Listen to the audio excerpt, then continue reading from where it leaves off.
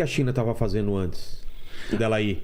O que é interessante, a China vem adotando a tática. A China está sentada em cima do manual lá do Sun Tzu, da arte da guerra. A China está sentada ali. A China já vem tentando a arte da persuasão com Taiwan já há muito tempo, influenciando, inclusive, com um acordo comercial e trocas culturais. A China tentou isso, você dominar sem lutar. 20% de todo o comércio de Taiwan é com a China. A China tentou isso durante muito tempo. Já está amarrando ela economicamente. Eles queriam, inclusive, até com um sistema de identidade, fizeram referendos, etc. Só que o taiwanês, ele se identifica como taiwanês, embora a demografia deles, eles são 90% de chinês Han. Entendi. Tá? E mais 10% de indígena, etc. Eles são democratas. Eles têm orgulho de serem taiwaneses. Eles são democratas. Eles não se identificam com a China. E eles criaram uma identidade, um traço de genética, etc., rejeitando esse vínculo com a China. Então, o plano meio que de dominar sem lutar caiu por terra. E o Xi Jinping, ele queria isso. Vamos pensar assim, é bom e é ruim para o Xi Jinping criar uma crise agora. É ruim por quê? Está chegando a convenção geral do partido, uma estabilidade para um político em período de eleição é ruim, é muito ruim. Ele não quer. Ele quer banho-maria, ele quer mostrar a China como uma grande potência comercial. A China é o maior país comercial do mundo, maior importador de commodities, maior importador de petróleo, é o maior país em termos de trocas comerciais, importação e exportação. E ele quer. A China comprou toda a petroquímica do Irã, a China compra 2, 3 safras de soja do Brasil.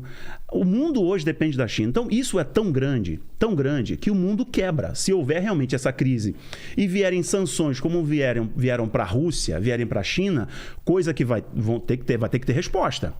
Porque como é que fica o Japão? Como é que fica a Austrália? Como é que fica a Nova Zelândia? Como é que fica a Coreia do Sul? Mas não dá pra fazer esse tipo de coisa com a China. Não vão fazer, né? O mundo quebra. Então, mas como os Estados Unidos vai reagir? Os Estados Unidos ficar em silêncio, dá uma resposta para todos os outros países que eu preciso produzir armas para lutar contra um inimigo deste calibre. Quer dizer, os Estados Unidos como garantidor da paz, como polícia do mundo, logo depois da bomba que o pastor Lamartine falou também, da bomba de Hiroshima e Nagasaki, foi o quê? Olha, vamos fazer acordos para armas de destruição em massa serem eliminadas, diminuir a produção disso. Qual é a mensagem que manda? Se os Estados Unidos não são capazes de garantir a segurança e a autonomia desses países, eles podem ser reclamados, assim como a Ucrânia, assim como Taiwan, assim como os outros que estão ali próximos, eu preciso me guarnecer. Um dado só, o Taiwan, até 5 anos atrás, o Taiwan estava na frente da China em termos de manutenção bélica,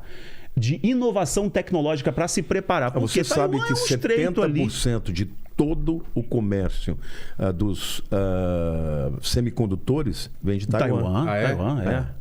Ou seja, a Nancy Pelosi, inclusive, acabou de comprar um monte de ações da NVIDIA. Se Taiwan parar de produzir isso, o mundo para. Não tem chip de computador. Mas a China, quem fornece areia. É, isso aí.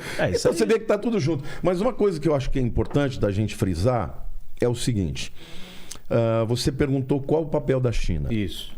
A questão mais importante aos olhos humanos, porque a gente sabe aqui que tem aspectos espirituais que a gente vai entrar depois. Primeiro estamos falando da geopolítica. Da geopolítica. É a questão econômica. A China vinha crescendo 2 dígitos de maneira extraordinária. Chegou a crescer 8% na pandemia. Hoje eles estão muito retraídos. Ou seja, a situação do Xi Jinping não é boa. Ah, é? A China não está mais crescendo 2 dígitos, está crescendo 6%. Que para eles é por causa da nada. Guerra de Ucrânia? Por conta da pandemia, eles também ficaram fechados e tal. Então, além disso, o que eles estão fazendo? A guerra entre a Rússia e a Ucrânia, todo mundo achava que ia acabar logo. Por quê? Porque a Rússia não tem dinheiro. O PIB da Rússia é menor que o do Brasil. Exato. Então, quem que está garantindo financeiramente a Rússia? É a China. Porque a China quer ver o mundo pegar fogo, quer ver a Rússia brigar com os americanos e com a OTAN. Por quê? Porque quanto mais os Estados Unidos gastarem dinheiro e se desgastarem politicamente, mais ela cresce. Exato. Só que o Biden, embora ele seja uma pessoa fraca, como o Rafael falou, ele deu uma tacada muito boa nesse sentido agora. Por quê? Porque na minha opinião, é óbvio que a gente não pode afirmar isso, até estamos numa plataforma que não dá para você falar de fake news. Ela disse que não, mas de qualquer maneira foi muito positivo para ele, porque ele deixou que uma aliada dele fosse lá e pagasse para ver, porque um dia antes a China falou, se o avião dela entrar aqui, a gente derruba. É mesmo? E eles Falou. estavam monitorando. Foi o voo mais monitorado da história. Monitorado, os aviões de Eles Taiwan falaram, se ela entrar aqui, a gente... derruba o avião. derruba. Se você procurar aí no Google, você vai achar. Não só não derrubaram, como não fizeram nada. Então, mas isso não demonstra uma fraqueza? Não, Da então. China. Então- E uma força dos americanos. Agora, a guerra entre Rússia e Ucrânia, ela é muito importante porque Rússia não tem dinheiro, mas tem armas. Para os americanos é muito bom que continue de certa maneira, por quê? Porque a Rússia só tem arma antiga. Eles não têm dinheiro para fazer arma de tecnologia nova. Então os americanos estão forneceram agora, essa semana, 500 milhões Milhões. em armas para a Ucrânia. Agora, de onde vêm essas armas? Dos Estados Unidos. Então, aquece a economia americana, porque são as indústrias armamentísticas americanas que estão fornecendo, ou seja, Mas quem paga a conta? quem paga a conta é a Ucrânia. A Ucrânia tem dinheiro para isso? Tem um fundo internacional de É cooperação. a pra ONU, é a Ucrânia, OTAN, né? é tudo isso, entendeu? Então, veja, os americanos estão mantendo a guerra, eles estão, obviamente, ganhando dinheiro.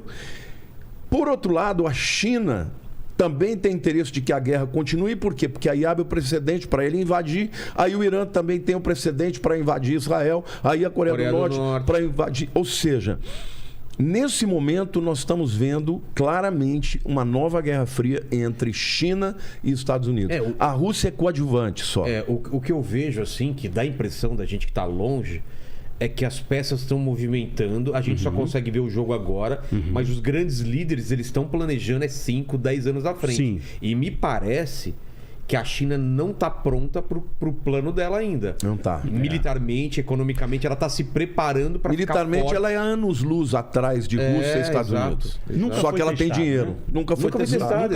Exato. Nunca foi testado. Tem o maior exército no Sim, mundo, na é claro, teoria, é claro. mas... Então, trocando em miúdos, eles amarelaram. Porque ainda não estão prontos. Então, teve hoje um exercício, mas vai que, né? um Vai exercício, que. Vai que. Teve hoje um exercício que não é lá grandes coisas. Teve alguns disparos, né, para ilhas mais ao sul, sim. Eles já invadiram as águas territoriais de Taiwan. Cercaram a entraram ilha de com os Taiwan. navios Eles cercaram. A Taiwan derrubou alguns drones chineses que estavam no espaço aéreo, derrubou. Nada além disso. Se a China fosse fazer alguma coisa, de fato, já teria feito. Existe uma mística no ar aí, hoje é dia... Hoje é dia 4. Dia 4. Tem uma mística, um jogo russo, bem interessante. Um jogo russo lançou uma série lá, um episódio, que falava sobre o dia 5 de agosto de 2022, que começava a Terceira Guerra Mundial. Um jogo russo. Eu até lancei um vídeo no canal mesmo? sobre isso, mostrando. Mas jogo antigo ou novo? Não, jogo novo. Um jogo novo. É? E aí, depois desse 5 de agosto de 2022, que começava um apocalipse mundial, o cara entra assim, passava um momento de escuridão, guerra nuclear, etc. O cara entrava num túnel, saía do outro lado, mostrando o arrebatamento, né? Os mortos se levantando e etc. Batia aqui no tubo.